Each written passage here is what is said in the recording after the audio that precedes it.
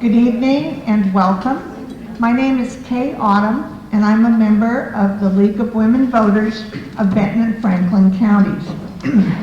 In case you're not familiar with League, or even those of you who are, I want to point out for you to remember we do not support or oppose any candidates. In presenting these forums, our goal is to inform you, the voters, about the people who are running for public office. This forum is being recorded tonight for replay on YouTube, and we greatly appreciate the assistance of Tri-Tech instructor Mike Greif and his students, Zoe and Kiara, who are doing this for us.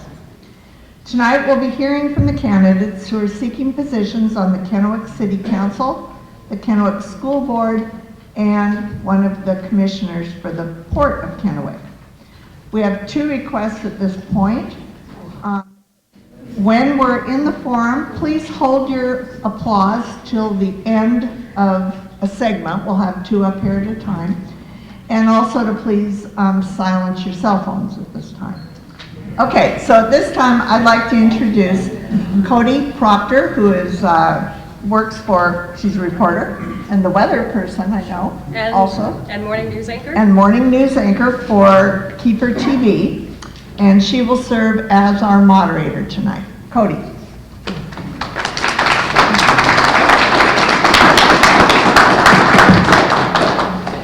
Hi guys, hopefully you're having a great evening so far. I'm already taking a nap today so I can stay up late with you guys. And I do want to apologize in advance. I am kind of a little bit under the weather right now, and that's not a weather joke at this moment.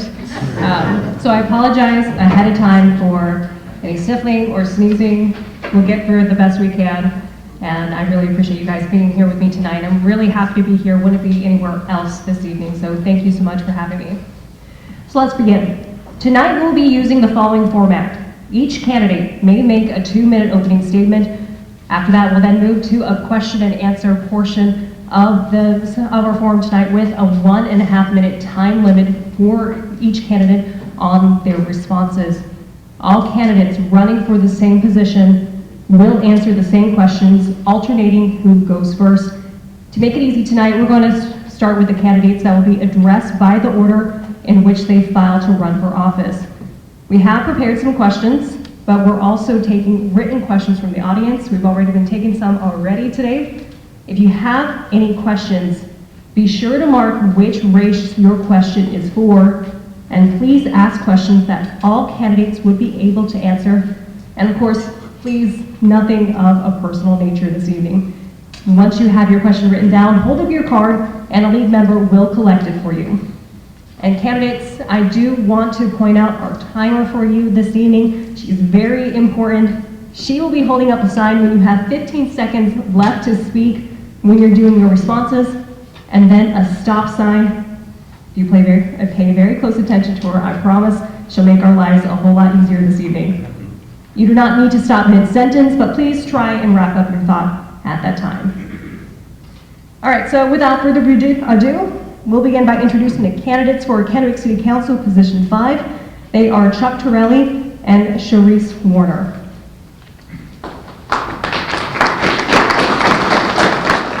So let's begin. We'll start off with Mr. Torelli this evening. If you don't mind, please, your opening statement. Good evening. I want to thank you for this opportunity. I am Chuck Torelli, candidate for Position 5, Kennewick City Council. Through the use of policies and not politics, we can accomplish our goals. And those goals include, Those goals include, over the next 4 years, the new 5-story combination residential retail downtown development called the 19. We want to see that built and occupied in the next 4 years. In 4 years, there's a functional connection between Columbia Gardens and the downtown area. In 4 years, we want to see the Convention Center expansion Phase 1 completed, and Phase 2 with its $160 million of private money starting. In 4 years, Vista Field will continue its expansion. It'll be entering Phase 3 of an 8-phase project. At this point, Vista Field will have approximately 200,000 square feet of affordable housing, have 750,000 square feet of commercial and retail, and 130,000 square feet of green space. In 4 years, there is a regional detox center. It's either going to come from repurposing existing facilities or from the ground up, but the point is we have a resource for the community for those in need. And how do we achieve those goals? We achieve it through consistency, through managed growth that we currently are embarked upon, collaboration with our private, public, and nonprofit partners, and good old-fashioned elbow grease. And what that means is we work together as a community solving problems. We have examples like Boys and Girls Club. We have examples like zoning for tiny houses. We have Playground of Dreams. It's through policies and not politics that we meet the challenges of today and embrace the opportunities of tomorrow. Thank you. So, Ms. Warner, it is now your turn for your opening statement, please. Okay. Hi, my name is Charis Warner. I'm running for City Council, as you can tell. The first thing I bring to council is a unique perspective. I am the last woman running in any of the council seats, which gives me a unique perspective. One, I'm a mom. I have 2 wonderful daughters who have grown up in the Kennewick School District and have grown up in this city. I brought them here several years ago in order to take them from a big area where I was in fear to a small town that would grow and be a safe place to raise my children. I started by working at the McDonald's right here by the Flash Cube building, ended up running the Jet Mart over here off of Volland, and began working at the Kennewick School District and putting myself through college. I am now the ministries director at the Tri-City Union Gospel Mission, and I'm about people. So what I'm asking for you guys to do is think about the people in the community and what they want to have represent them. I was asked by several people, one of the first questions they ask is, why are you crazy enough to run for city council? I'm not crazy, I'm concerned. I am concerned that our city is at a unique turning point, our country is at a unique turning point, and I believe that my generation needs to step up and be part of that. You look at the wonderful things that Mr. Torelli spoke of, and we need input in that, and we need to be involved. So what I hope to bring is a diverse perspective in our city council. Work with nonprofits on a regular basis, and nonprofits have a board, and we use the term stacking your board. I have an expertise with people and with the struggles that they deal with every single day, and so that's what I hope to offer you if you elect me to city council. Okay, you two use your outdoor voices as much as you can. Nice. We gave a great speech each, I'm telling you. Yes. All right. We'll now move on to the questions for these candidates. Now, again, please remember that your responses are limited to 1.5 minutes. Our timer is going to be very important for us this evening, especially for me as well. So, Mr. Torelli, we'll be starting with you with the very first question. I'll pass you the mic.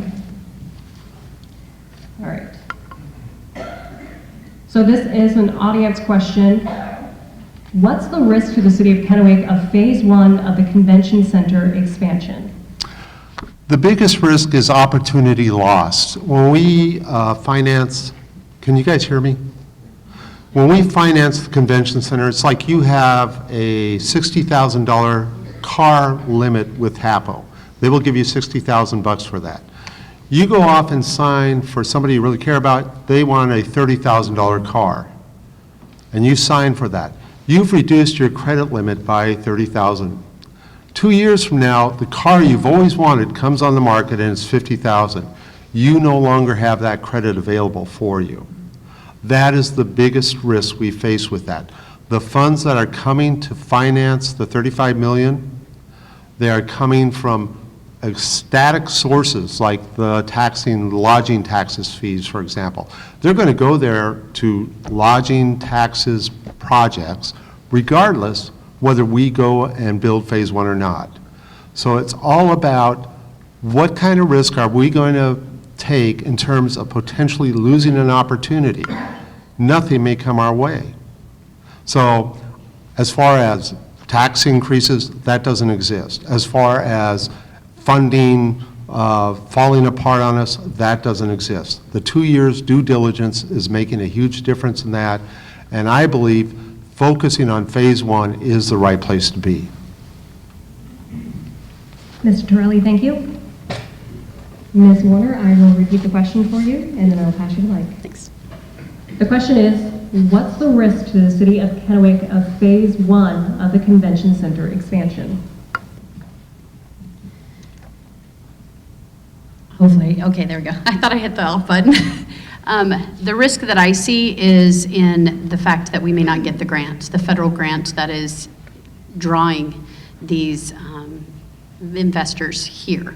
So dealing with a nonprofit that operates 100% on donations, we do not rely on government money whatsoever, that is a risk. At any point, they could decide, nope, your city doesn't get this grant. So that's the point that we're at right now, is we're waiting to see if we even get it. The other risks that we have are the fact that we're bringing in a whole bunch of people and buildings. That increases our crime, it increases our operation costs, it increases a lot of traffic. It kind of catapults us into a different area of being that small town community into a competitive, bigger city. So those are the risks that we're facing, and we've got to address those things and be proactive in them. All right, thank you so much, Ms. Warner. We'll move on now to our next question, and we'll actually start with you again first this time. Nice. All right, and then we'll move back and forth with you, and then of course you, Mr. Torelli, and then we'll start with you again for our next question. So our next question is, this is another audience question. Would you favor or oppose a needle exchange facility in Kennewick? And I'll add this to the question as well. Whether you favor or oppose, please explain your reason why. Okay, in a minute, 15 seconds, got it. So we already have a needle exchange here. So would I want to have another one? No. I deal with people who struggle with addiction every day. And if I can deter them from that, if I can make it more difficult for them, then that's what I want to do.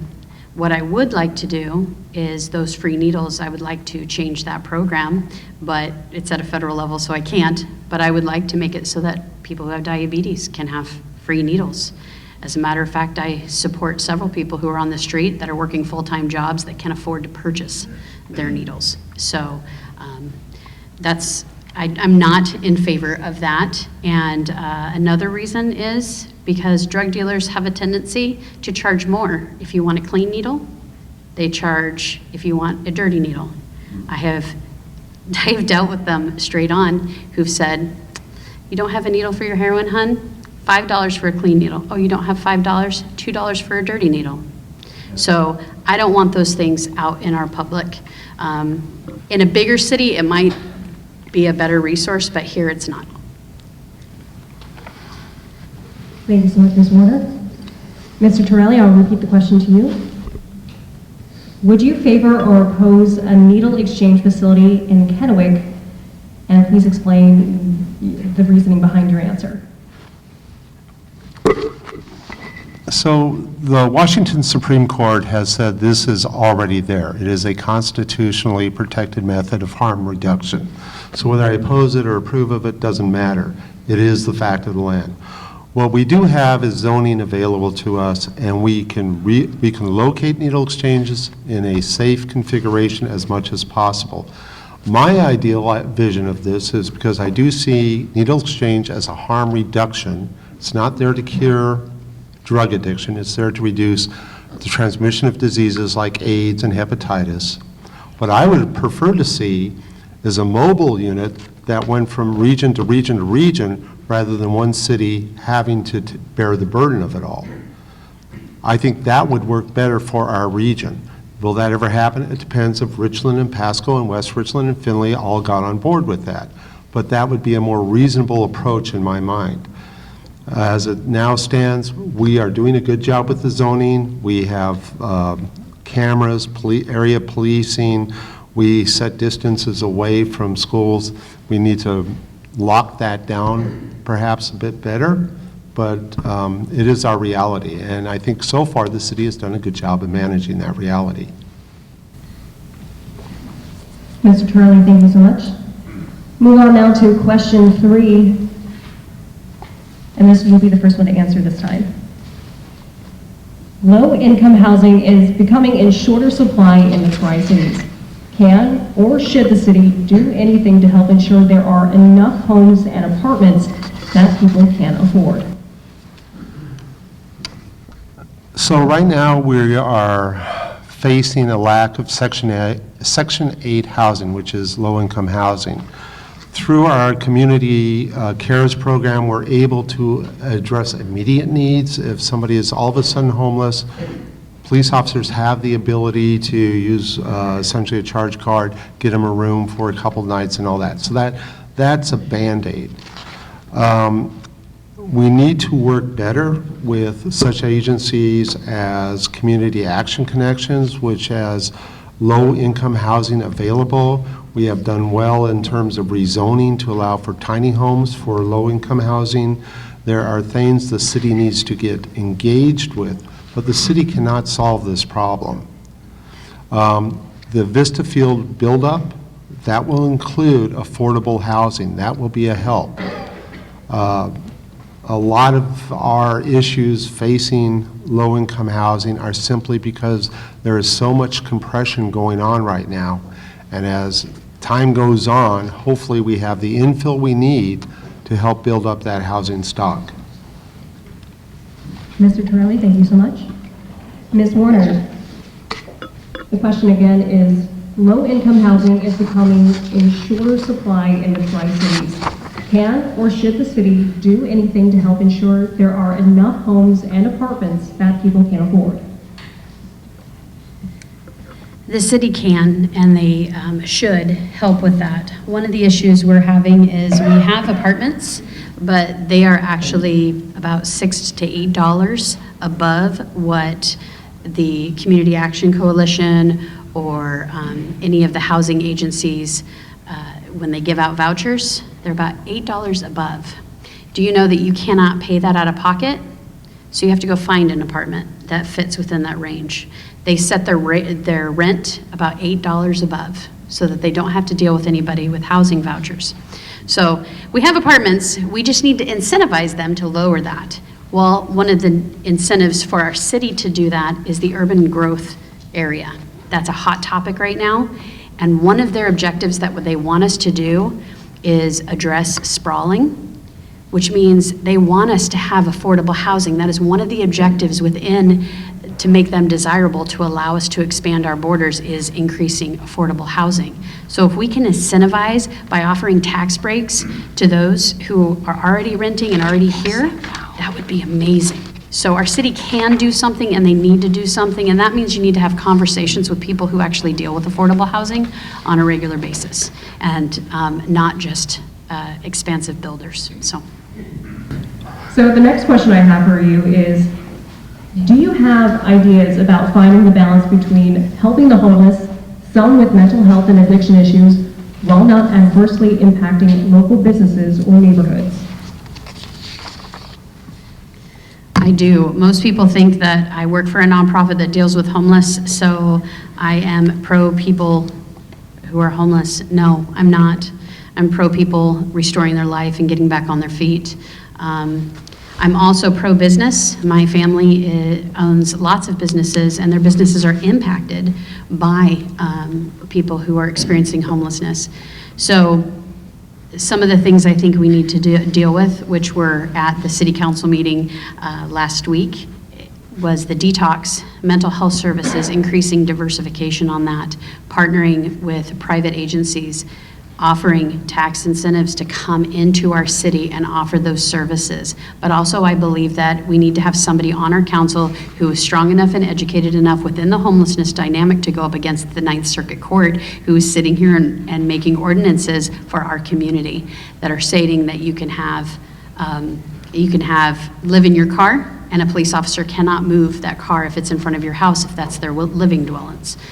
We have to be able to stand up and enforce the ordinances that we have in place but we also need to provide the adequate services to help those who are really in need.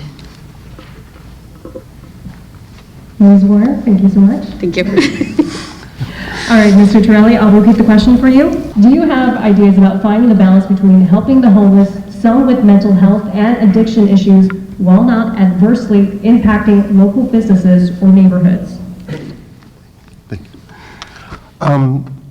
So there was a Badger Club meeting about 2-3 months ago. They discussed the homeless issue there. One of the things that was pointed out by law enforcement is, and this is just doing a broad brush sweep at it, about a quarter of the homeless are there because life happened to them. There was an unexpected medical emergency. They got laid off a job. They are victims of life, so to speak.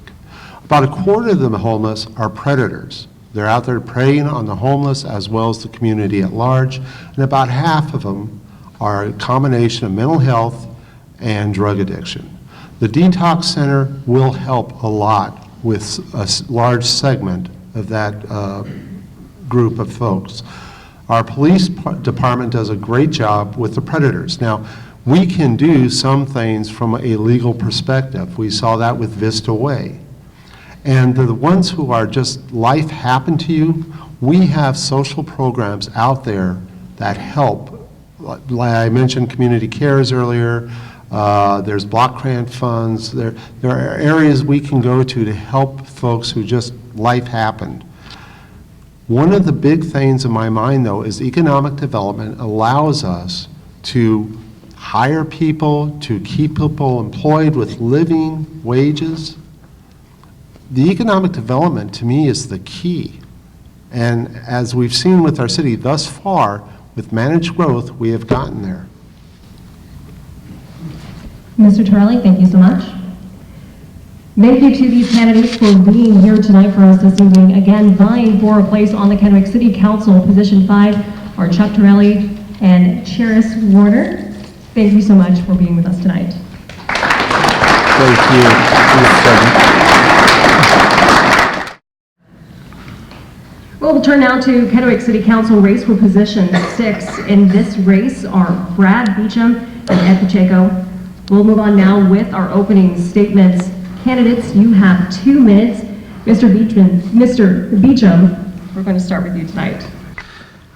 Last year on October 10th, when I was blowing the candles out of my birthday cake, this is exactly the spot that I thought I wanted to be this coming year. So thanks for being here for my birthday this evening. It's exactly what we needed to have happen. I'm Brad Beecham. I'm excited to be here this evening. I'm thankful that all of you are here to, it's hard as a member running for the city council, or trying to run for city council, to get our agenda or get our thoughts out there. There's not a lot of opportunities, so I appreciate you being here. I own B&B Development. We specialize in building residential communities along with multifamily projects, and most recently we've kind of moved into affordable housing. I say most recently semi-joking. I've been trying to find zonings and places to build manufactured home communities for about 6.5 years. And I just bought the last one, and we just set the first 5 homes just right across the street here on Quinault. There are no zonings about the last piece of property in the city of Kennewick that would allow for it currently. That's a problem. That's one thing that has led me to run for city council. Is I'm the only one running that has built multiple projects. In the last 6 to 7 years, we've put in excess of $50 million on the tax base in the city of Kennewick alone. We're proud of that. I love Kennewick. The people at the Public Works building, they call me the king of infill projects. That's not a badge of honor necessarily. It's more of, as I sit down there and we work through a lot of different problems that arise doing infill projects. What that is communities that may have been built around properties that I want to develop. Some of them, one I bought from an individual who had farmed on it for 50 years, had been in her family. And they sold it. And there's problems when we go in to do those infill projects because services aren't to them. I worked through those problems, and I've been able to develop those and be successful when other people said, oh, there's a piece of property there that will never be developed. It's too difficult. We're proud of that. It's important for someone to sit on council and all the zoning issues and all the public work issues and all the building issues that come before them, that's put shovel in the ground. And I've done it multiple times. And someone needs to be there that spent their own money, because spending your own money definitely makes you have a different decision sometimes on how you would move forward in projects. Mr. Beecham, thank you. Mr. Pacheco, we'll go with your opening statements now. Can you hear me? Oh, I gotta give you this one? My name's Ed Pacheco. I've lived in Kennewick my whole life. I have a beautiful wife. I've been married to her for 4 years. 7 beautiful grandchildren. I have 5 kids, 4 are Cougar alumni, and 2 of my sons are veterans. We're very happy for their service. I'm chairman of the Planning Commission. Kennewick has done well, in my opinion, in part for the Planning Commission. There's good economic growth going on here. We see it all happening around us. I've been very fortunate to address things like Vista Field, Columbia Drive, Southridge area, and I look forward to participating in more of that as we go along. I was also very proud to be a commissioner on the public safety tax, 14-5. That took a year to write and a year to pass. I was a commissioner that had to get the word out, the good, bad, and the ugly out there on the street, but you know what? I loved it. I love to talk to people. It doesn't bother me. It's okay with me if people get a little passionate with me. That's okay. But after 2 failed attempts, it passed. And what did it get us? Judges, prosecutors. It helped the jail. It's helped create well, not a veterans court, we're working on that, a juvenile justice court, mental health court. But we're moving along on those things, but I personally, if we get into that later, I'd like to see more of that money go to the troops in the field. I know we got one item coming down the road. Also, I'm a member of the Hanford Advisory Board. I love being on that as well. We make great recommendations, brings in billions of dollars into the Hanford site, and that flows into our communities. I've been on that position for the last 3 years now. And the last thing is I'm the president of National Law Enforcement and Security Officers throughout the country. I'm very proud of that position. I represent National Nuclear Security sites, Department of Energy sites, law enforcement officers throughout the country. And many of them are veterans and getting re-employed as they get out of the service. I'm very proud to help them. Thank you. Thank you so much. We'll now move on to questions for these candidates. Please remember to, again, limit your responses to 1.5 minutes. Mr. Beecham, we'll start with you this evening. This is an audience question. If elected, what 3 steps would you take to put our city on a firm financial footing? Number one for me, putting us on a firm financial footing, is the economic development can't stop. We're in a boom time right now, and that's great. So number one is we have to keep enticing businesses to come here. At this time, we can lower regulation, lower fees. We should never have a business come into the city of Kennewick with what we have going on and the services and the people that we have here to support them and ever leave. And unfortunately, that's happened a few different times. One of the biggest problems in drivers with that has been our mitigation fee increase over the years. It seems like every time we go to a developer's meeting and they roll out the new fee structure, they say, well, this will be better for the community. And it's not better for the community because every time it goes up, we as developers, then we pass that on down the row. Oftentimes, if it's residential, the end user gets hit. On the flip side of that, on the commercial side, those fees continue to go up for people to decide to bring their money into our community and build new buildings and businesses. So number one, we got to get control of mitigation fees and not let anybody ever leave our community. Number two, I would think it would go along with the zoning. As we bring in those jobs, we need to, right now, the median price of homes, I believe, is almost $300,000, and that's increased drastically over the last 4 or 5 years. One of the ways we can do that is there's been some studies done on some different ways to handle zoning issues so that we aren't so restricted within each definite zoning, and it gives some fluidity to let some things happen so developers can come in and get more affordable housing for people that are here to take those jobs. Thank you so much. Mr. Pacheco? Can you repeat the question, please? I will repeat the question. This is an audience question. If elected, what 3 steps would you take to put our city on a firm financial footing? Okay, so what we need to continue, first of all, I think we need to continue our urban growth areas. Now, when I say that, I say that because we lost a round, but we need to get back up and we need to get moving with it. That's where Kennewick's going to go. That's where our future is, in my opinion, a big part of it. That's going to create industry and jobs and maybe even, jobs for somebody because I'm a firm believer in apprenticeship programs, and I really believe our contractors should get a lot of our contracts. That's just me.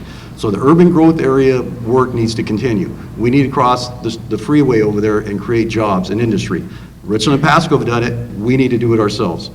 Along those lines, Vista Field, we need to create continued economic growth on the Vista Field area. That's going to really help our millennials or young people, I think, stay here. I think we need to have something for our young people to stay here. They don't have very many things to do, and I think Vista Fields might answer that. And the last thing to continue with economic growth is river shoreline. You know, if we can get a hold of the river shoreline, that's going to help a lot of things. That's going to bring a lot of, in my opinion, some industries, I'd imagine, but more homes along that area, maybe condos. And not only that, that area in Kennewick, I think, needs that attention. They need something to bring people to our river shoreline. And I think if we can continue that, we're going to be very successful in Kennewick. Thank you. Thank you so much. We'll move now to our next question. And this is another audience question. Mr. Pacheco, we'll start with you again. How many city council meetings have you attended in the last 6 months? Some people are having trouble hearing you, so Okay. speak a little louder. All right. In the last 6 months, I probably haven't attended any, but prior to that, I attended many. When you take over the planning commission, you know, I don't tell a lot of people this, but I actually pay the city for me to attend those meetings because I work out at Hanford. I have to take 2 hours off. For the last 3 years, I've been taking 2 hours off to go to my planning commission meetings. Not all of them, but the majority of them.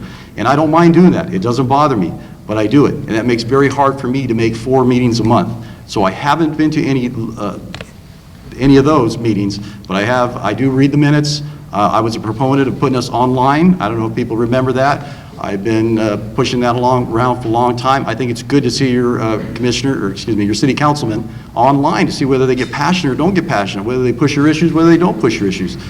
I'm a proponent of that being online. I think other cities did it, we could have done it. But to be honest with you, I do fly around the country. I do talk to a lot of people. That takes up a lot of my time and some of my other duties. The Hanford Advisory Board, that too I take time off. And I don't think a lot of people would do that, give up money to go to places, but I do. But I do read the minutes, I do follow what's going on, and as chairman of the planning commission, it takes a lot of my time. Thank you so much. Mr. Beecham, your turn. I'm trying to think back. I'm not going to give you an exact number necessarily. I'm not sure, but probably between 5 and 8 in the last 6 months that I've attended. I've also attended a couple of the workshops. So they do a city council meeting, and then the following week they do a workshop. So I've attended multiple of those. I've also, there's somebody that does them live streaming on Facebook. So I've watched 4 or 5 of those. In fact, Tuesday night I couldn't go. There was a presentation by Lee Kerr, and I wanted to see that, and it was live streamed, so I watched that. It's riveting sometimes to watch what happens at city council. Joking. However, not only attending as just some member sitting in the audience, but most every project that I take through the city, I have to go through the planning commission, and then it goes to city council. So I've been through the process where I've sat in front of the planning commission on every one of my projects, explained my projects, walked them through why it fits the zoning, why it fits the need, why it fits the city of Kennewick's comprehensive plan. I've been through multiple zone changes, taken properties and changed the zoning. I've been through multiple comp plan changes. I don't believe anyone else running for council has been through any of those situations. Some of those, the comp plans take up to a year to work through with the city. So there's a lot of meetings on that end of it. So I've gone through, watched multiple meetings as someone sitting in the audience, but I've also been through where during the planning side, I sit up on the stand and take questions from the planning commission and then attend those for the approval of my projects. All right, thank you so much. We'll move now to question 3, and this is an audience question. Do you have any concerns regarding a needle exchange in downtown Kennewick? Absolutely. I grew up where my father owned a business in downtown Kennewick on Auburn Street. So I would go there and I would walk down to the Sun Mart and play video games and drink a soda while Dad was working. So I grew up down there. I know there's other business owners that have businesses down there, and they're concerned with what happens when a needle exchange moves in. The city of West Richland, when they were going to bring in the marijuana shop, I can tell you I owned a property down the street and there were big signs, do not bring marijuana here to West Richland. The same thing would happen. It's unfair for those people to attract that crowd that's going to be coming down there in a needle exchange. I'm not against having people get help, but I don't feel that's the way. And owning properties, I would not want them to move in next door to me. Mr. Torelli talked about some zoning issues. I think that is one way you try to control that.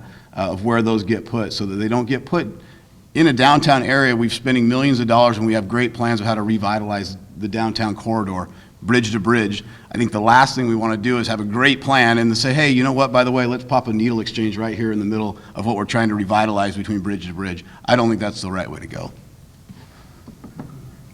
Thank you. Mr. Pacheco? Yeah, for me, I wouldn't like a needle exchange program where people are doing business. That's just me.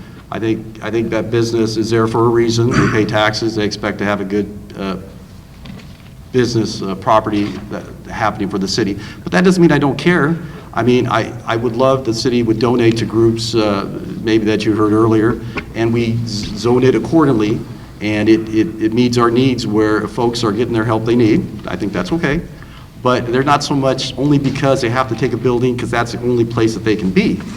So I think if we zoned it accordingly and put it in a location away from maybe popular businesses, I think that would be best for Kennewick.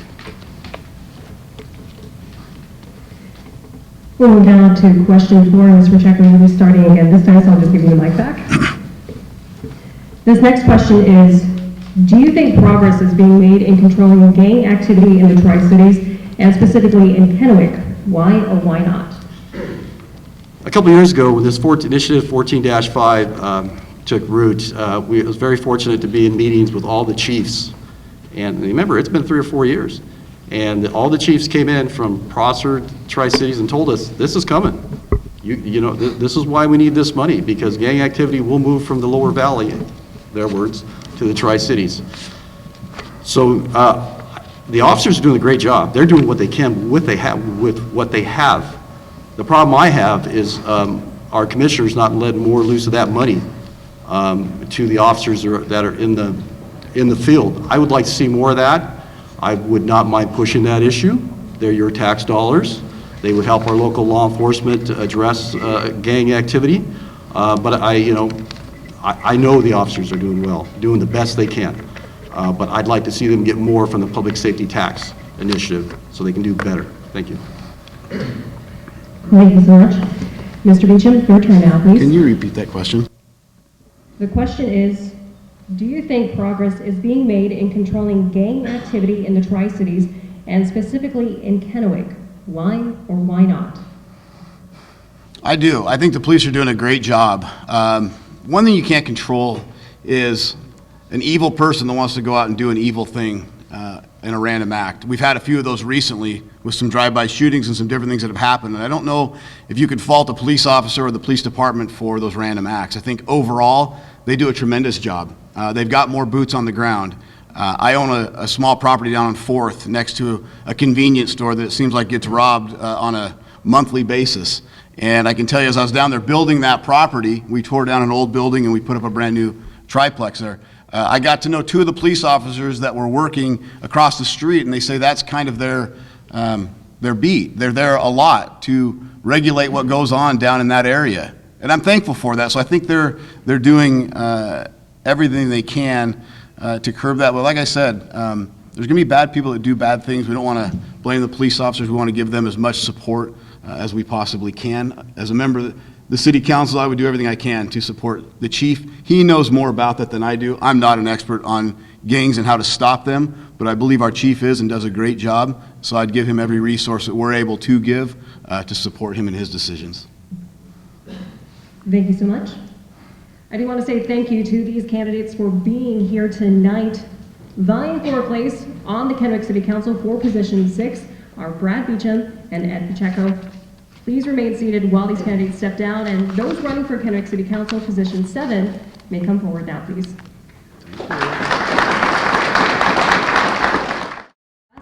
I will now introduce the candidates vying for Kennewick City Council position 7, Jim Milbauer and Russell Delgasso. We'll be starting off with the opening statements. Mr. Milbauer, if you please go first with your opening statement. Thank you. If you can hear me, I'll speak a little louder. First, I want to thank the League of Women Voters for arranging this. I really appreciate them and all you folks that have come in to educate yourselves and hear what the candidates have to offer and where they stand on issues. I also want to thank TriDeck for this beautiful facility. I think it was a great atmosphere to have something like this. Thank you. So my name is Jim Milbauer. I'm running for Kennewick City Council position number 7, and I've lived in Kennewick for over 32 years. I'm a father of 3, grandfather of 5, and my beautiful wife is sitting with me in the back, well, kind of up front room there. She has been my champion through all this, and I appreciate her support. City Council, I've decided to run for City Council many years ago, and the reason for that impacted my decision was really because of my family. I enjoy having my children here, I enjoy having my grandchildren here, and I want to help bring my abilities to the council in order to make sure we have the economic development, the jobs available in our community, and to create those jobs in order to keep our children here. If they so choose when they go to school, we want them to be able to come back here and live. I enjoy having my family here, and that's one of the things I wanted to do when I ran for council. I have a background in a lot of volunteerism. I've been servicing through United Way, Boys and Girls Club, After School Matters, and Bikes for Tykes are 3 of the organizations that I love giving back to. I love giving back to children and introducing them to the different aspects through my job. I also sit on a health and welfare trust through my union for the apprenticeship program in order to help educate them into the craft. I am a 39-year member, pipe fitter of Local Union 598, and for the last 29 years I've represented hardworking men and women within my union on the job. I have the skills and the leadership to bring to the City Council in order to make changes and work with a lot of different personalities on the council in order to affect change. And I appreciate you all being here tonight. Thank you. Thank you so much, sir. Mr. Del Gesso, your opening statement, please. Good evening. My name is Russell Del Gesso. I am a small business owner, entrepreneur, and volunteer, as well as a father and a resident of Kennewick since 2007. Primary reason for me to run for City Council is to echo a little bit of what Jim had mentioned, is the next generation. I have a wonderful 12-year-old son who's here in the audience with me tonight, and I look at what he has to look forward to in the city of Kennewick, which is so much opportunity and so much recreation and so much amenity right now. But what is going to make Kennewick feel like home for him? And in looking forward to what makes Kennewick feel like home for him, we're also going to look at what's going to help our next generation be here to preserve our resources, to sustain our city, and to work for the next generations of theirs. I mentioned that I'm a small business owner in downtown Kennewick. I've been in business for 10 years this year, and have also at the same time been a volunteer with the Historic Downtown Kennewick Partnership. In doing that, I've developed many partnerships with the City of Kennewick staff, the City of Kennewick themselves, and working with them over the years, and also worked to reestablish relationships with the Port of Kennewick and many other constituents from our area. What do I bring to City Council is a leadership demonstration through my pedigree as it exists right here in our city, and I will continue to work towards making things better for our next generation. Thank you so much, Mr. Del Gesso. We'll now move on to questions for these candidates, and remember, gentlemen, please to limit your responses to 1.5 minutes and keep a close eye on our timer this evening. We'll be starting off with Mr. Milbauer. We'll be starting off with an audience question for tonight. The question is the city operating at a deficit? If so, what are your plans to rectify that? If not, how do you plan to keep it in the black? I don't believe the city is operating a deficit at this point in time based on the biennium and a comprehensive plan for the budget.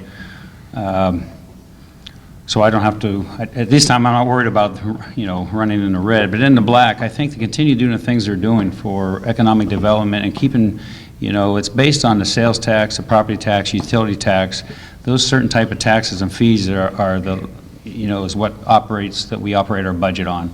So growing our community through economic development and bringing in through tourism, through businesses, creating family wage type of jobs is how we're going to increase those taxes in order to continue to stay in the black within the budget. Thank you so much. Mr. Delgesso? Could you repeat the question? The question is the city operating at a deficit? If so, what are your plans to rectify that? If not, how do you plan to keep it in the black? Well, my understanding is the city is not operating at a deficit. However, in some cases, we come awfully close. One of those is infrastructure. We continue to run budget thin on infrastructure development.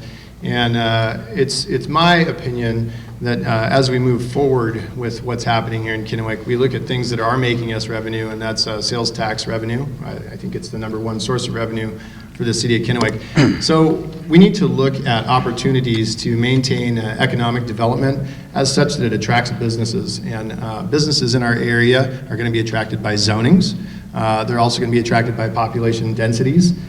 So there is something that's going on at Vista Field that's going to bring a concentration of people to an area. I want to make sure that we can see property values stay at a point where other businesses are going to want to come support the people that are put into that area, where the people that are there have the opportunity to make living wage jobs. That in turn is going to provide revenue as we have sales tax and property taxes that come in from businesses and development that occupy areas that are undeveloped. All right, thank you so much, Mr. Delgesso. And I'm actually going to have you keep the mic because you'll be starting off our next question. Okie doke. All right, our next question is an audience question as well. What public projects should Kennewick pursue? Well, in terms of public projects, I would say that the most important projects Kennewick can pursue are public-private partnerships at this point, where we can look forward to working with developers, look forward to working with economic development. And as far as public projects go, I think that I would like to see a lot of time dedicated to the outreach of those programs, to reaching out and as we build the relationships with developers, to find the right things that they're looking for, basically feedback in the areas where developers are going to look for production, are going to look for putting new businesses and establishing places that are going to provide more revenue resource for our city. Thank you so much, Mr. Delgesso. Mr. Milbauer, your turn, please. I know it was a short question, but would you say it again? Of course. So this is an audience question, and the question is, what public projects should Kennewick pursue? Well, there are several, I think, that they have pursued and are ongoing, such as Three River expansion. You know, that is the one that is has the public funding for phase one and also private investment within that. I think really the public projects, we need to work with collaboratively with our partners, you know, whether through the Benton County, through the ports, and through the other cities in the region, in order to reach out and with the citizens of our city in order to address those issues and look at them, because it is public funds that are doing that. I think that those public projects that make sense, that have the reason for bringing economic development into the city and bringing in growth and expansion is what we need to do. Thank you. Thank you so much, Mr. Milbauer, and I'll have you hold the mic again because it'll be your turn to answer this next question. So this next question that I'm going to ask, because I'm sure as we get towards our winter season, this is very much going to be on the minds of a lot of people. Another snowy winter is predicted for our area. Do you think the current city budget is adequate to meet snow removal needs in the city? I want to be honest with you, I haven't looked at the current city budget for the snow removal. I know they budget for that each and every year, and we've had at least 2 of the last 3 years have been nasty snow years. I think the city and the shops and the men and women that do the snow removal have done an excellent job doing so.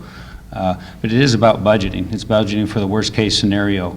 And when you budget for that and you have 2 or 3 lean years with no snow, I don't think we need to be looking at that budget for other things at the time because we don't have the snow issue at the time. It needs to be budgeted for worst case scenario and use that money for that particular project.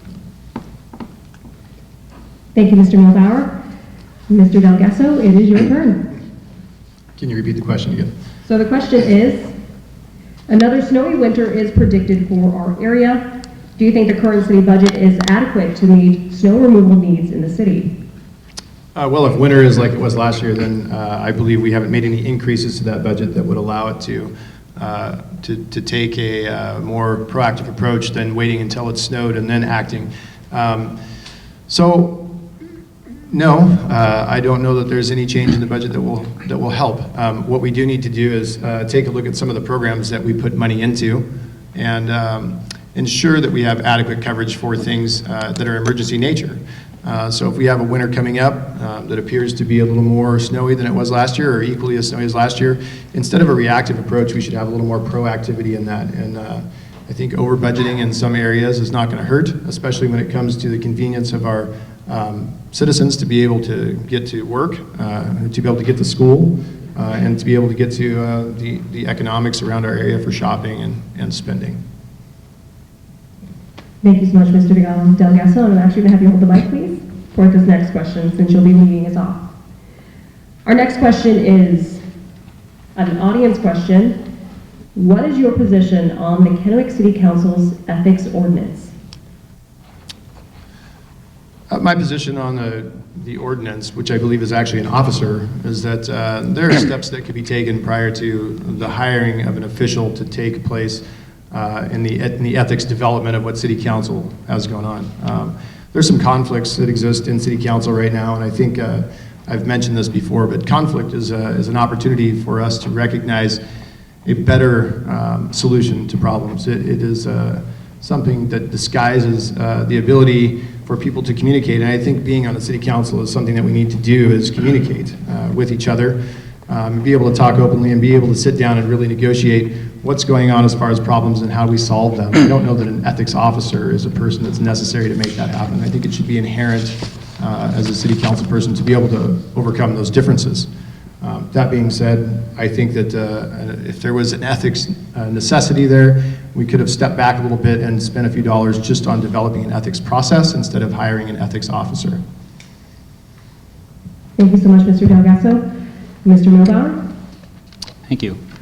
I think as elected officials, we should be held accountable to those that put us in office, and I think the ethic policy is needed within the city. It may never be used within the city. If we do work together, be professional with one another, I see no reason why we'd have to use the ethic officer and go down those steps. However, I think it's well needed and should be in place for those occasions when they do arise. I think that the way they went about it and set it up seems to be a fair method. I've attended both the workshops and both council meetings on that. I don't disagree with the policy that they put into the codes, and I think it would be a worthwhile program, and hopefully we'll never have to use it if we just all be professional with one another. Thank you so much. And I want to say a quick thank you to the candidates for being here tonight. Running for position 7 on the Kennewick City Council are Jen Milbauer and Russell Delgasso. We will be taking a very short break, just about enough time to stand up, stretch your legs, while the school board candidates for director number 3 come forward, please. Now turning to the races for a place on the Kennewick School Board, and our first race, running for director number 3 are Ron Mabry. Did I get that right? You did. Perfect. And Wendy Carlisle. Ms. Carlisle did let us know that she would be unable to attend tonight, but she has sent a representative to read a statement on her behalf. Mike Massey? And Mr. Massey, if you don't mind, if you could please read Ms. Carlisle's statement, please. Okay, thank you. Can everybody hear me? Okay. This would be much better. Can you hear me now? Yes. All right. So I'm Mike Massey. I've got 4 daughters that have gone through the school district, and Wendy is a distant neighbor, about I'd say a few blocks away from me, and she asked me to read her statement. Wendy is a 10-year resident of Kennewick. Wendy and her husband chose Kennewick as their home to raise their young boys because it's a family-friendly city that is passionate about their schools and providing a quality education. Wendy is a physical therapist by trade, but a stay-at-home mom by choice. She believes strongly in providing a solid education for all students, and that starts in the home. Wendy Carlisle is running for Kennewick School Board. As her children will be attending school for the next 14 years, and she is committed to our community. There are many variations in which each student can be taught these days, and she wants to ensure the core of our schools and school system remain as solid and uncomplicated as possible. Wendy believes that communication is key for success in school and in our district. She supports respectful dialogue between teachers, parents, and students, and believes this is imperative to keeping all involved in the learning process. Accountability and follow-through is also a crucial piece to maintain a high level of respect and trust. Demonstrating respect and integrity at the board and administration level creates the atmosphere for each school and the district as a whole. The Kennewick teacher strike was a hard situation for all people of Kennewick. Wendy's takeaway from the strike is that, hang on, one-handed.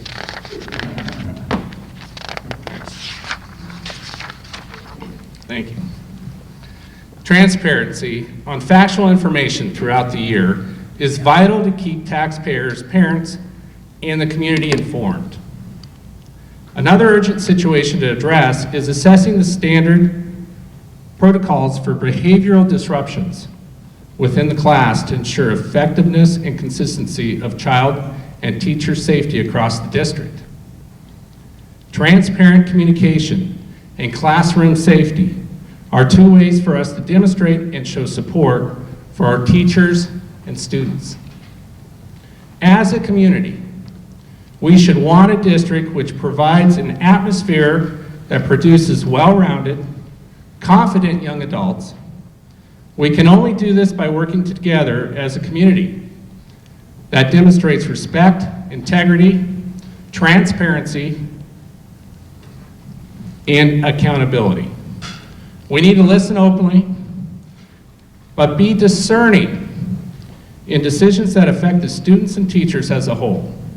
We also need to be responsible and realistic to maintain a sustainable budget as this district continues to rapidly grow. Thank you for being here. All right, thank you so much. Now, Ms. Carlisle's opponent is Ron Mabry. He is here with us tonight, as you can see, and he will also give us a statement on his behalf. Unfortunately, it is a long-standing League of Women Voters policy that when both candidates are not present, the candidate who is here may not participate in the question and answer portion of their segment.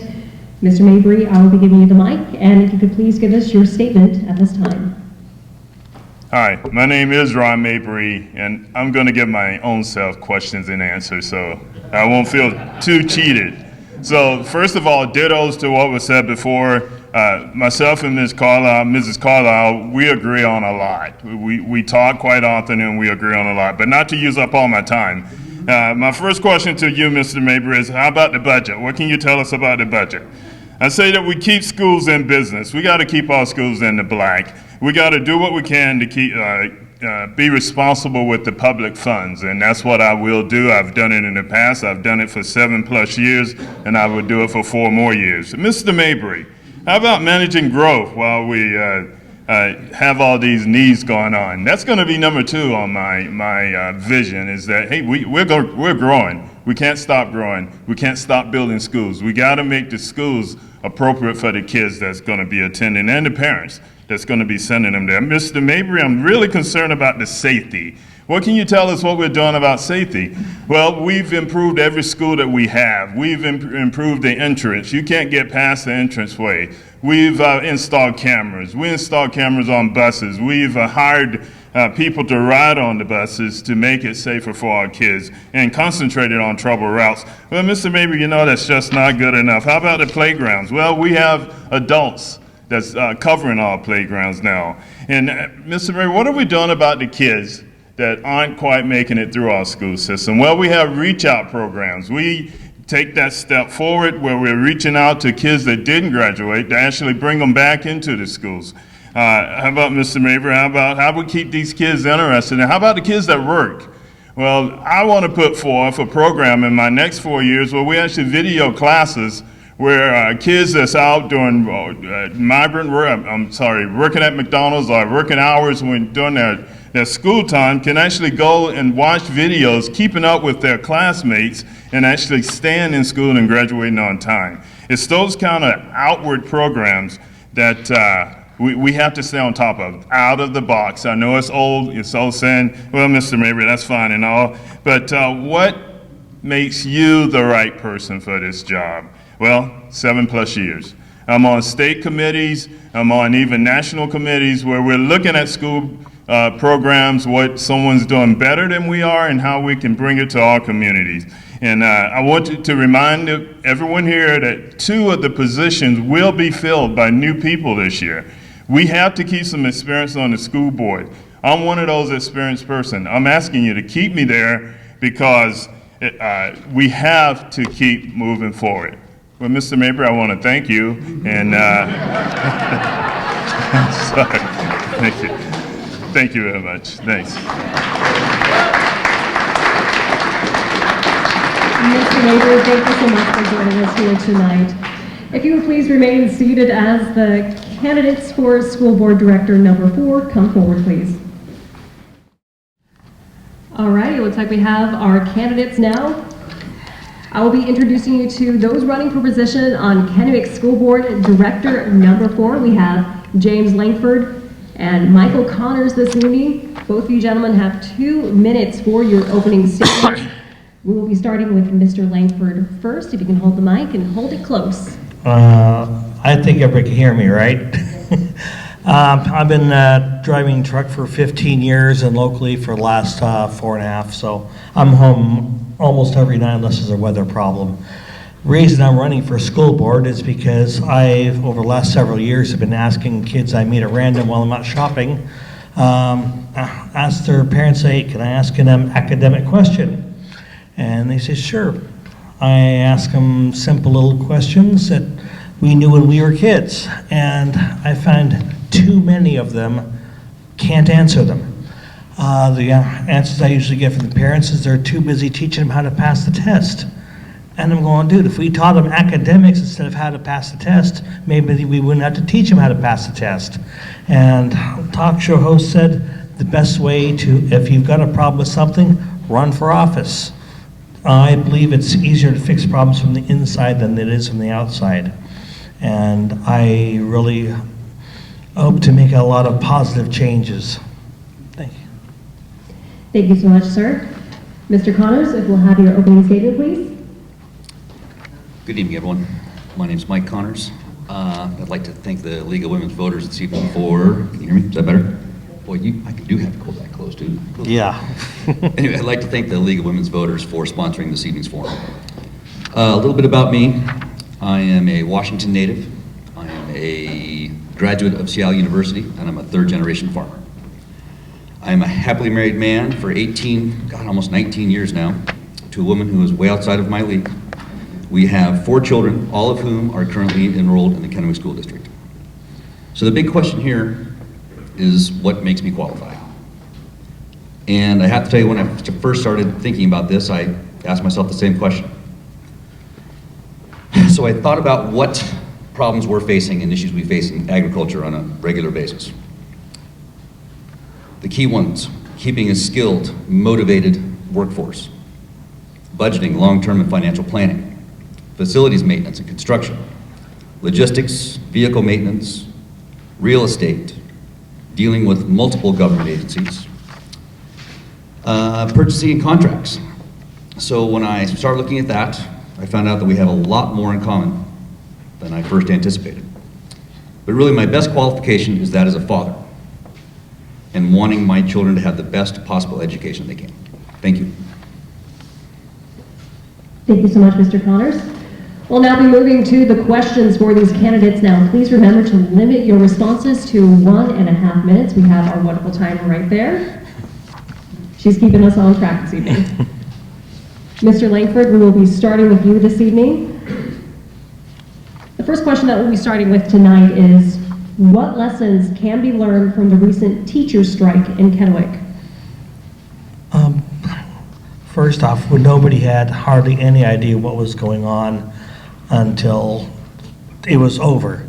And I'm going, okay, we're dealing with public employees, teachers, we're dealing with public money, but no one knows what's going on. I would think it should have been a little bit more open than that people knew, okay, what are you asking for, what are you offering, what are you rejecting? Because, dude, it's public money, public employees, and especially the teachers would have really liked to have known what was being accepted and what was being rejected. And to wait this late until they decide to settle the problems, I think they should have been settled like 6 months ago before it was a problem. Thank you so much. Mr. Connors, please. You know, I would agree with a lot of that. I think the big key is this should have been handled, they should have started negotiated probably in the spring and worked through the summer. I see Mr. Mayberry's rolling his eyes at me, but that's all right. Because as he says, he is, very well versed in this, and I am not. I might be one of the new people. Again, and I also believe that this really should have been should have taken place in public. It's very important for everyone to know what's going on, because again, it is public money. And I think the way people react in public is much, much different than how they react behind closed doors. Thank you so much. If you don't mind holding the mics, this next question will be starting us off. At the primary forum, we asked one set of candidates about school safety and possibly arming teachers. Later, members of the audience said they would have liked to have heard from all the candidates, and candidates said they would have liked to have been able to answer that question. Do you think arming teachers in the classroom would be a positive move? Why or why not? I don't think it's a positive move. I think if we have safety concerns, I think, again, it needs to be handled by people who are comfortable with firearms, who understand how to handle that.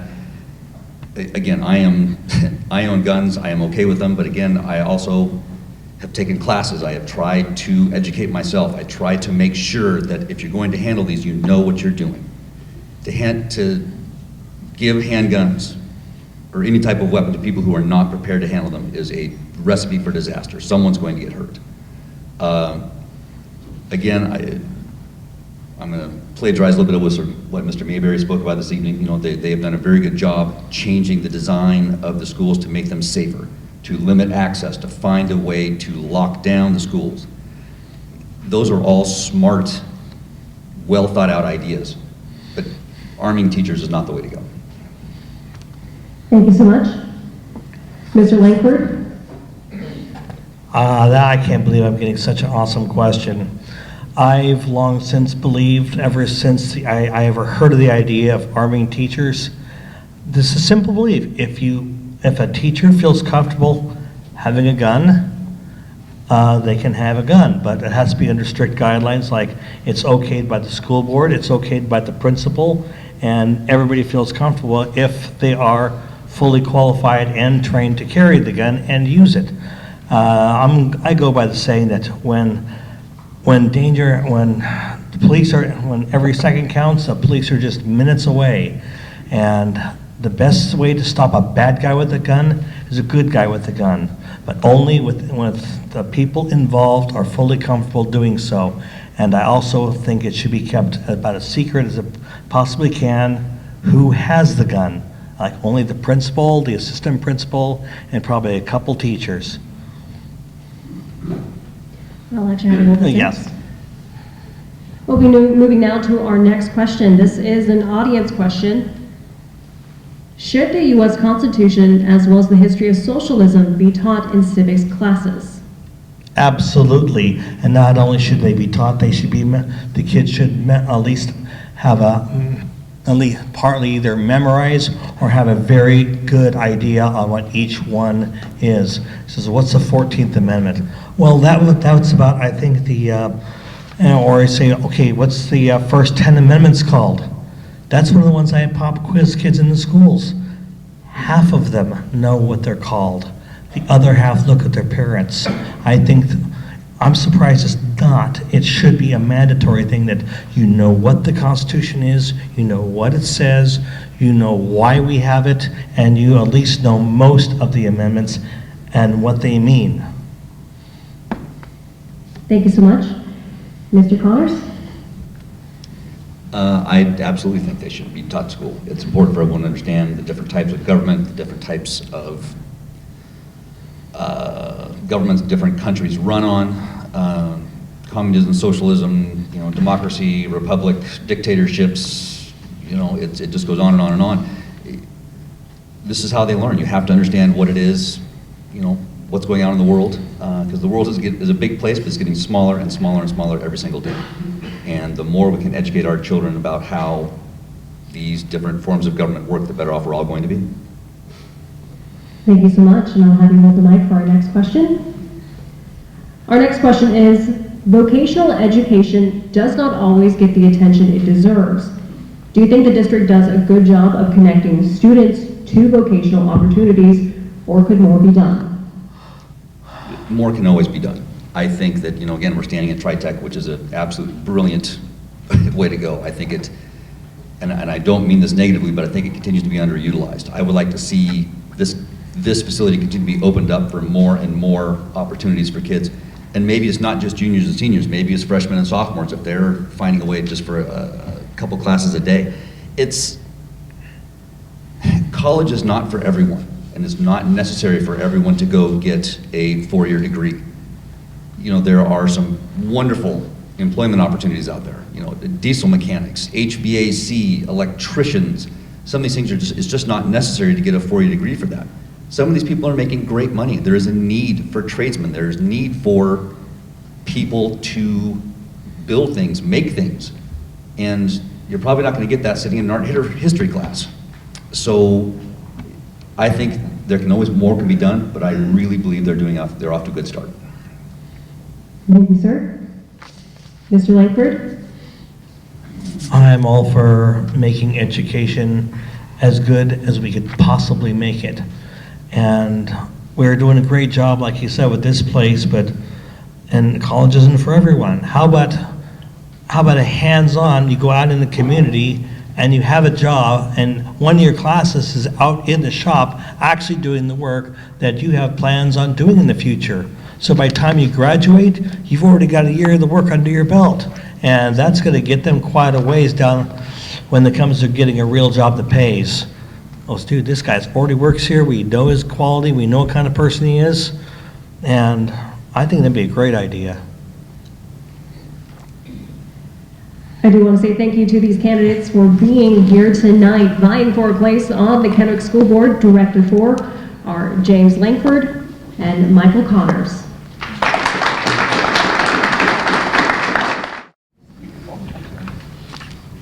We'll be turning now to our third set of Kennewick School Board candidates for tonight, running for Director number 5, and I apologize in advance. I know you just told it to me, but we'll see if I can get this right. We have Pat Mastler. There you go. And Diane Sunvik. We will begin with the opening statement for our candidates. We'll be starting off with Mr. Mastler. If you can take the mic and please hold it close. Okay. All right, is this close enough for everybody? My name is Pat Mastler. Obviously, I'm running for school board position number 5. I want to thank the League of Women Voters for having this forum, as well as everybody who's attending this. This is a great opportunity for the candidates to come give their platforms. Why am I running for school board? I have been with the school district for about 18 years doing community service with them, and I'll go into a little bit more detail in a minute. But it's a chance for me to step up and take more responsibility in the success of our children. And again, I'm a firm believer in the Kennewick School District as well as public education. So again, some of the key activities that I want to concentrate on is the safety of our kids, the safety of our teachers, and also to keep good with the academics, to keep continuing improving on those activities. Family is very important to me. It's the ultimate. My wife is a school teacher. She teaches at Cascade Elementary School. She's been there for 12 years. And like I said, I believe in public education. I have 3 daughters who graduated from Sunset View, Desert Hills, and then Kennewick. I have 35 years of financial experience. I have basically done budgets and funding for multi-million-dollar projects as well as multi-billion-dollar projects. So I bring a strong financial background. Associated with the Kennewick School District, several things that I'm involved in is 18 years with the Facilities Committee. We've talked about safety here. That's one of the things that we're concerned with. And so we come up with the 10-year facilities where we're buying, where we're building schools and everything. So again, firm believer in that. 12 years of bond and levy committee, again, out there selling our ideas, the school district ideas to the public in hopes of approval. And I'm also an emergency substitute teacher. Other things that I bring to the table is I am on the board of directors of the YMCA. I am on the board of directors of Junior Achievement, and both those organizations have a direct tie into the Kennewick School District. Also, sorry. Oh, no worries. Thank you so much, Mr. Mastler. Ms. Sundvik, your turn, please. Thank you for coming out again. I have 29 years in Kennewick School District. I just recently retired as a speech language pathologist, also known as a speech therapist. Another 9 years in rural areas around here, and then a little bit of time in Spokane. And when I was here before, when I talked to you, I told you about a lot of the things that I did, but I've kind of changed my tune a little bit, because what I've done for the last 29 years here is serve families, serve students, serve our community, and serve the educators that I've worked with. And so there are some very important things that we need to do probably differently within our district. I think we've done a fabulous job, but there are some things that we have to change, and we need a little foresight. There's some different things coming from the state. There's some different funding things that are coming. We have to have some foresight in how to do that and to use our money wisely, carefully, and I guess with great respect to the people that give us that money. I've worked with the legislature a little bit. I saw Mr. Clippert was here earlier. He left. Persuasion is a bad word sometimes, and I don't mean that in a bad way, but we have to persuade our legislature that they need to do things in a different way. McCleary didn't turn out the way that many people thought it should have, so we need to work on that. We need to heal. There was a question about what happened with the, excuse me, what happened with the strike. We have some healing that needs to go on still within our district. I've been on negotiation committees before. I've worked on both sides, so I know how to make that healing happening. And we need to be aware. I have a pretty unique opportunity, I think, to bring what I've done for the last 29 years and do it now for the board and for our community and for our students, who are the most important part anyway, I think. Thanks. Thank you so much. We will now be turning to our questions for the candidates. Again, please remember to keep your responses to about a minute and a half. Of course, we have our time that will be keeping us on track for this evening. Mr. Mastler will be starting with you this evening. Okay. All right. We'll be starting off with an audience question for tonight. What is your position on teachers carrying guns in schools? I've listened to the candidates before me. I am definitely against that. I do not believe that's the answer. We have done a lot from a Kennewick School District perspective lately. As Mr. Mabry said, we have done a lot in the facilities activities. We've remodeled the schools. We've made them safer. We have cameras. We have lockdown drills that the teachers go through on a monthly basis. And there's also walk-down drills with the police and fire departments too. They come into the facilities and they check them out so that they understand if they ever need to come into the facility, what's going on, where things are at, and so they're fully prepared. So I do not believe that carrying a gun is a proper thing in school. I'm a joke here that I'm an emergency substitute teacher, and I'm the last person you want carrying a gun into school, okay? Again, a joke. But again, I think it's not the teacher's responsibilities or the educator's responsibilities to do that. I think it's left up to the police. Thank you so much, sir. Ms. Sundvik? And I would agree with that. We've done a lot of hard hardening, that's that outside, but now we have another choice. Another choice is what do we do to make sure that those kids don't do those kinds of things? And so mental health specialists, we have 2 in our whole district. We need a lot more than 2. More school counselors, more school nurses, more special education people or people that deal with students with mental health issues. A lot of things that go on in our community that we need to work on. My family has guns, we shoot guns, we collect guns. Guns are great. So the average person that comes into your classroom is not a person from outside. It's a student. And so if it's a student that I've had or I've seen, I worked at Southridge High School for 20-some years, and this happens to be my student walking in. Am I going to make that decision right away to save the other 30, 40 kids? Or am I going to say that's Bobby, Billy, Susie, Johnny? I don't know. I'm not a trained police officer. They're trained to do that. Teachers are not. We're trained to teach. Thank you, Ms. Sunday, and I'll have you hold the mic next. Well, we're moving now to our next question. Because of the teacher strike at the beginning of the school year, what would you like to tell the legislature that might help prevent such events in the future? So can I have about 5 days? So this takes a lot. This takes a lot. Sorry about this. So I think that McCleary was a very disturbing, hard thing for the legislature to try to figure out. Bless their hearts. I'm glad I didn't have to do it. The bottom line is you're supposed to fully fund public education. We're still not fully funding public education. If the legislature had given that money and it had flowed through like it should have, we wouldn't have had the problem. 292 districts in the state of Washington, 292 districts had to make brand new salary models where we had one before. That was ridiculous. That was a waste of time. Many districts don't have the money. Kennewick School District is lucky to have a reserve. Some districts couldn't. Regionalization factor, 6% extra in Richland. Doesn't cost any more to live in Richland. So there were just so many things that would happen. So we need to go back and we need to talk about, come on, what's really real? And how are we going to make things happen for our kids, for our employees, and for the community people, bless your hearts, who pay the taxes? And how do we use those appropriately? Thank you so much. Mr. Masterman, please. Thank you. And that's, I think a lot of the candidates agree on that same approach. The McCleary decision was a state program that I believe failed in implementation. I am not a true believer that one plan is going to satisfy every district in the state. And so, like Diane said, 2/3 of the school districts showed red after this implementation of the plan, and that's not the right thing to do.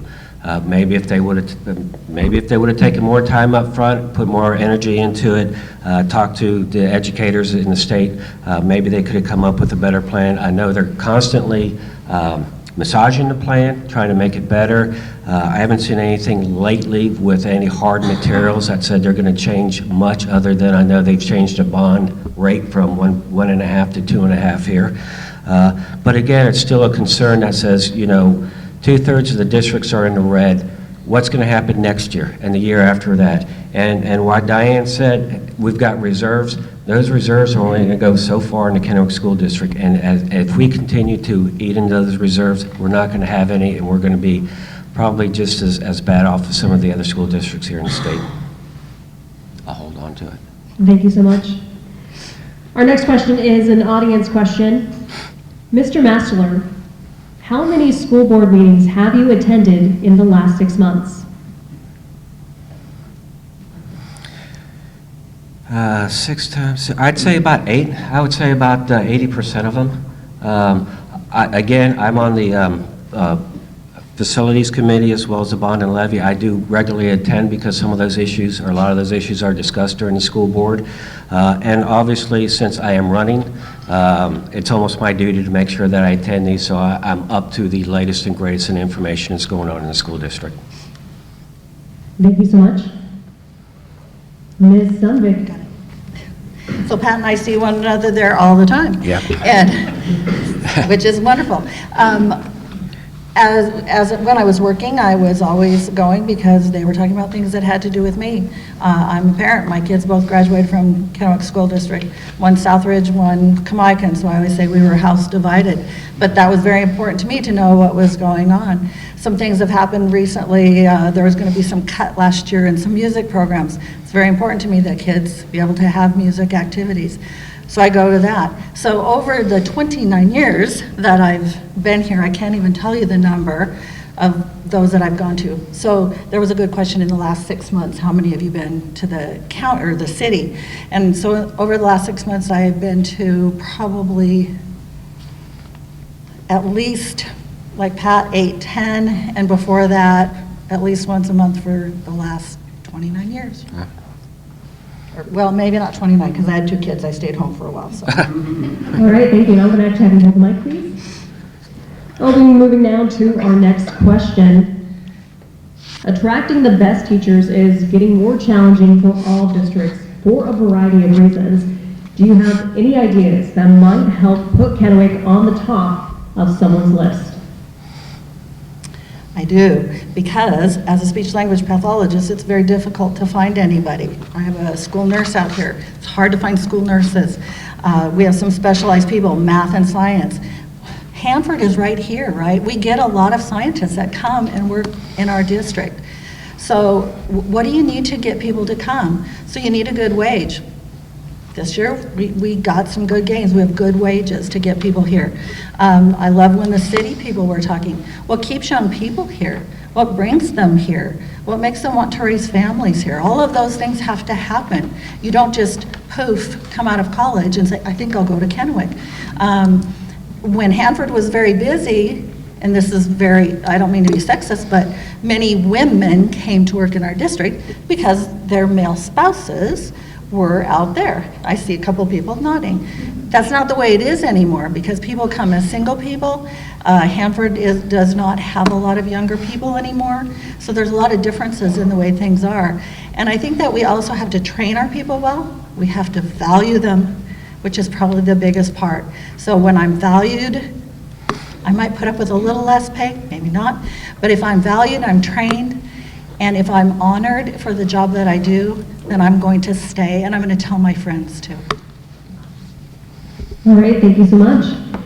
Mr. Masterler? My turn. Your turn. Okay.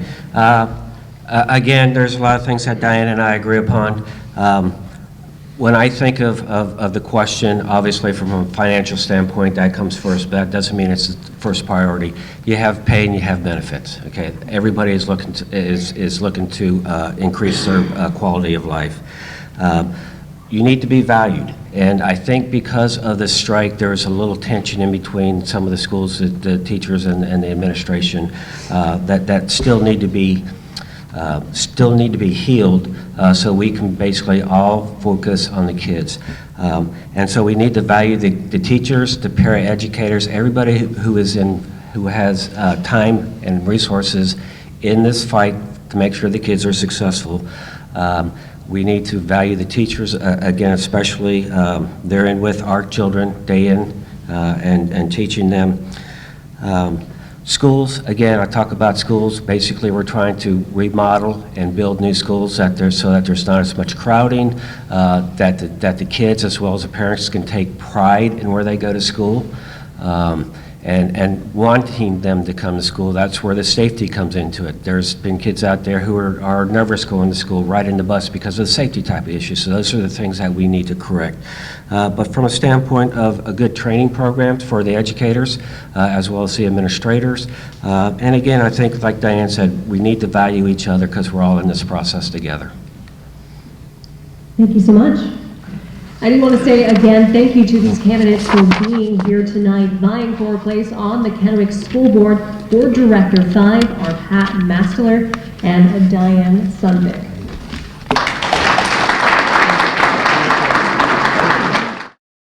So at last, but certainly not least for us this evening, we'll be hearing now from the candidates running for Board of Kennewick Commissioner District 2. We have Tom Moak and VJ Meadows with us for tonight. We will be starting off with our opening statements, and we'll be starting off with Mr. Moak. You have the mic already. Be sure to hold it close. Vista Field is a community-driven vision for a walkable, drivable, bikeable, vibrant, mixed-use urban community in the center of the Tri-Cities, now under construction. When I successfully ran for Port Commissioner 6 years ago, Vista Field was still a little-used airport and a drain on taxpayers' pocketbooks. By this spring, infrastructure will be in place, public art and a central water feature will be visible, and properties will be for sale to the private sector, put onto the tax rolls, and community-driven vision will begin to become a reality.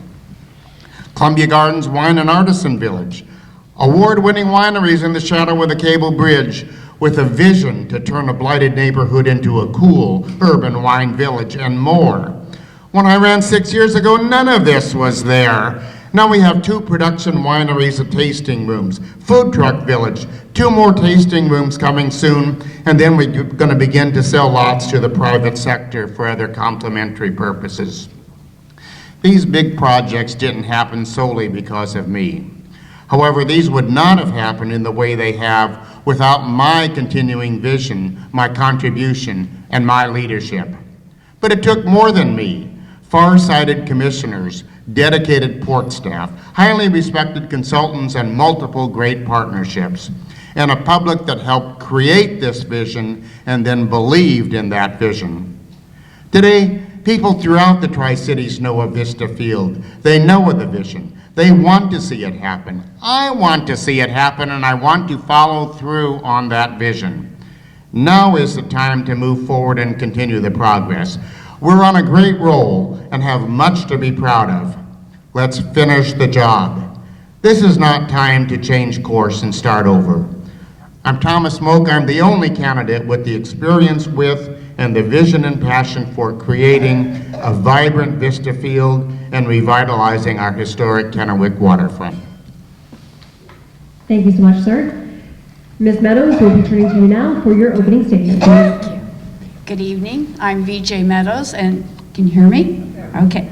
And I'm a candidate for Kennewick Port Commissioner because I have seen the need for a change in focus from months of damage control to a need for trusted leadership, making the right decisions for the right reasons. My record of respectful, effective teamwork and proven fiscal responsibility has resulted in many successful outcomes.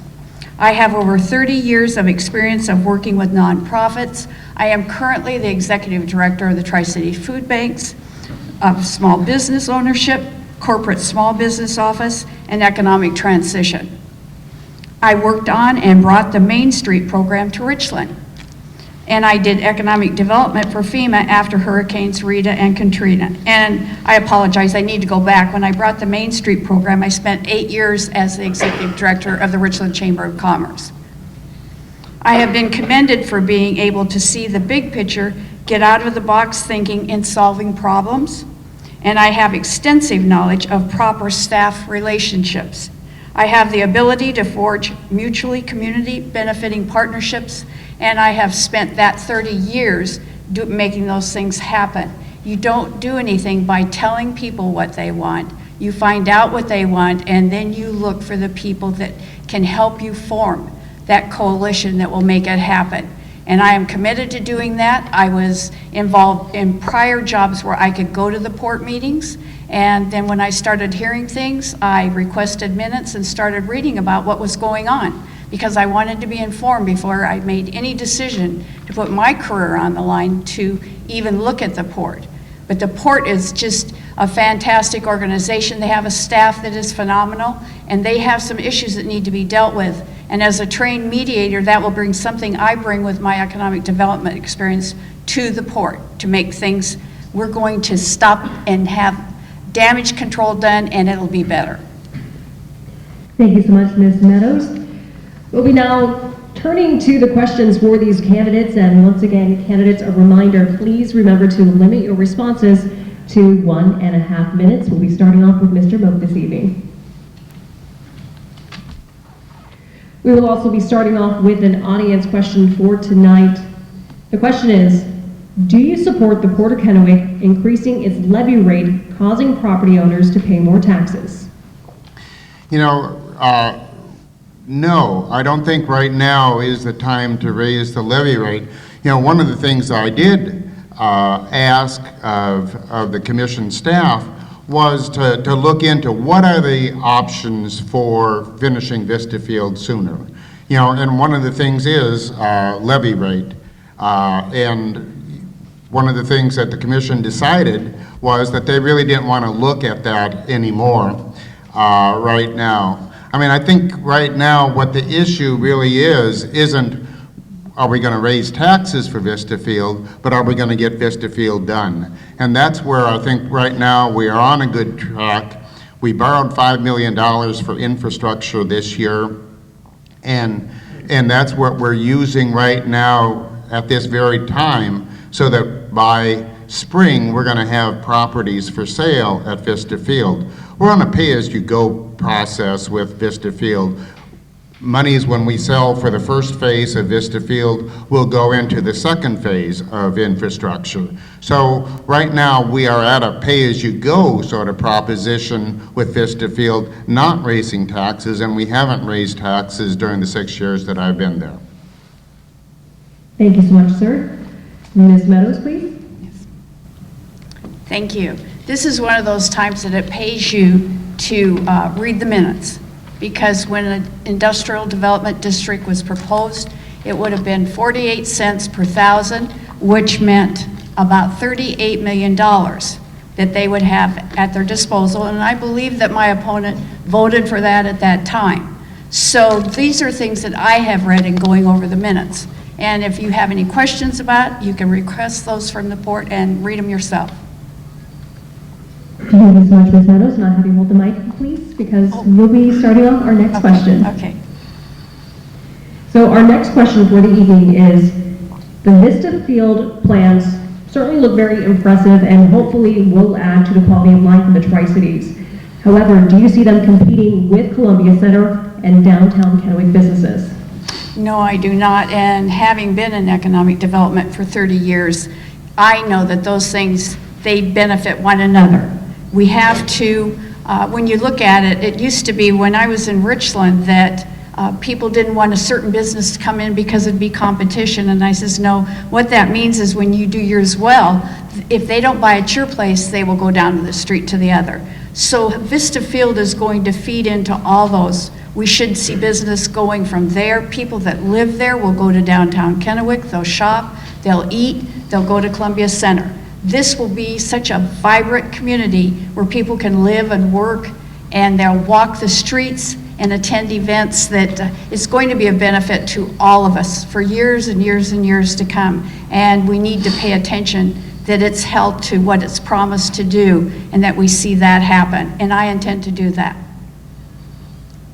Thank you so much, Ms. Meadows. Mr. Moak, if you please.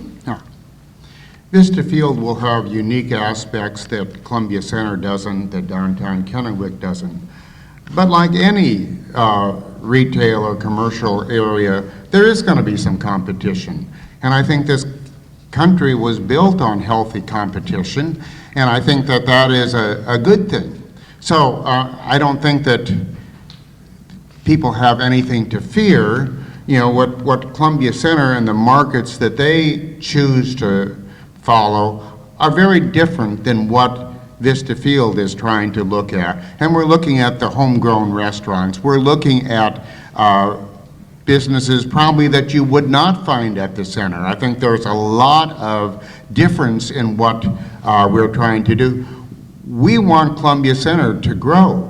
We think that that is still a viable commercial center, and the people who go to Columbia Center, we want them to be able to walk, frankly, to Vista Field. We think they are complementary types of businesses, but sure, there is always going to be some competition. When people want to eat, they're going to go one place or another.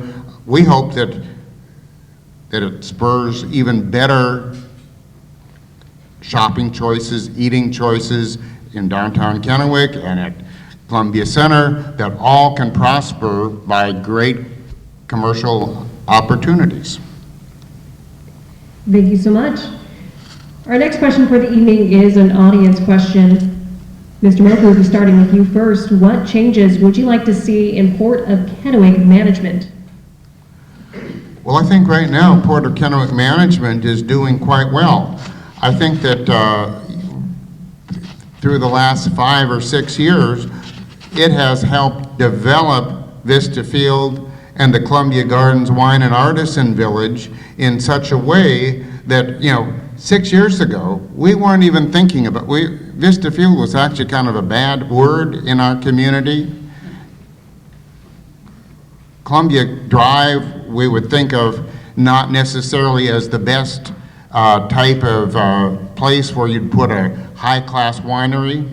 And the management of Port of Kennewick has worked with our commission, with our partners, especially with the city of Kennewick, in terms of developing these areas into some of the best parts of Kennewick. I hear the city council candidates talking about Vista Field. 6 years ago, they weren't talking about Vista Field in a nice way. And here it is, they're talking now about these areas as prime spots for development. And that is what the management of the Port of Kennewick has done, working with our 3 commissioners. And so I think that we ought to continue the progress that we've made. Thank you so much. Ms. Meadows? Yes, thank you. Thank you. Well, what I would, you can't hear me, okay. I feel like I'm hitting my face. What I would do is, and one of the reasons I'm here tonight is because I know most of the port staff for probably at least 10 years. I've known them and the job that they do. And I believe that they need to be supported in doing that job. They have made and had those accomplishments, but we need to support them. And again, the public needs to educate themselves about what has gone on, because it's like everything else. If we show the support, and someone discussed that earlier, for those that are making the project happen, they need to know that we support them and we're going to be with them, working right alongside them. The Port Commission is to set policy. The management makes those things happen, and they do that every day. And I would support them fully going forward to do even better, greater things for the Port of Kennewick and the city of Kennewick. Thank you so much. I'll be having you answer this next question for us first. Okay. So you can keep the mic. Okay. This next one is an audience question as well. How can the Port of Kennewick better use taxpayer dollars? Well, I believe that they are doing an excellent job so far. And remember, I'm not the incumbent, I'm the next one. So right now, what I am seeing is that we should continue where we are. I know that how the port handles the finances. The gentleman that's in charge of that for the port does a phenomenal job. He's one of the best I have ever come across, and I've worked in a lot of places where they work with Olympia and Washington, D.C., and when you get someone who really knows how to handle the funds so you can go out and make those things happen, then you hang on to them. And he does do a phenomenal job. So all I would look at is that we continue to support it and look at it as the commission. We're going to look at what they want to do, how do we make it happen, and pay attention. But they have wonderful people there. I would not change how they're handling it. I would just say, are there new ways, new things to do? Because I never take it as, well, this is all we can do. My thought is, well, can we make it even better? What could we do? And so let's look at it. That should be fair. As long as it's legal and it benefits the constituents, then let's look at it. But right now, I think they're just doing a phenomenal job. Thank you. Thank you so much. Mr. Milk? Yeah, Vijay and I actually do agree on some things. And we do have a phenomenal staff, and I think one of the things that we have done with our budgeting process at the Port of Kennewick, very conservative in terms of our budgeting. And, and this has gone on, through now our second CFO at the port has a very conservative look. And I think we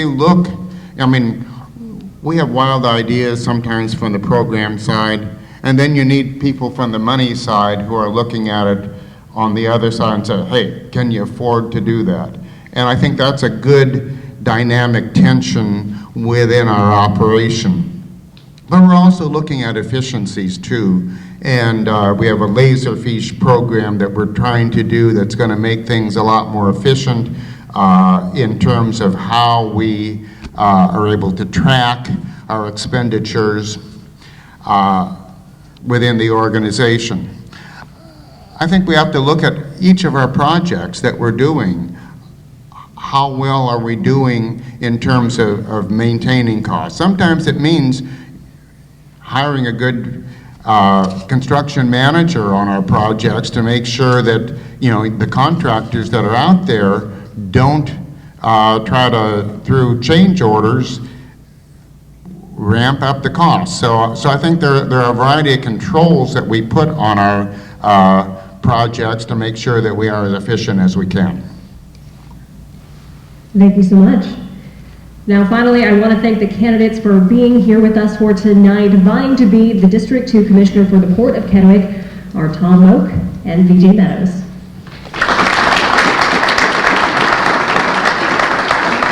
Thank you, Kevin. All right, that is going to wrap it up for us this evening. I want to thank the Kennewick School District for the use of the facility for tonight. And again, thank you to Mike Greif and his students with us for filming for us and recording the forum this evening. I do want to give a reminder to candidates, if you have any campaign material that is here, please pick it up, anything that remains.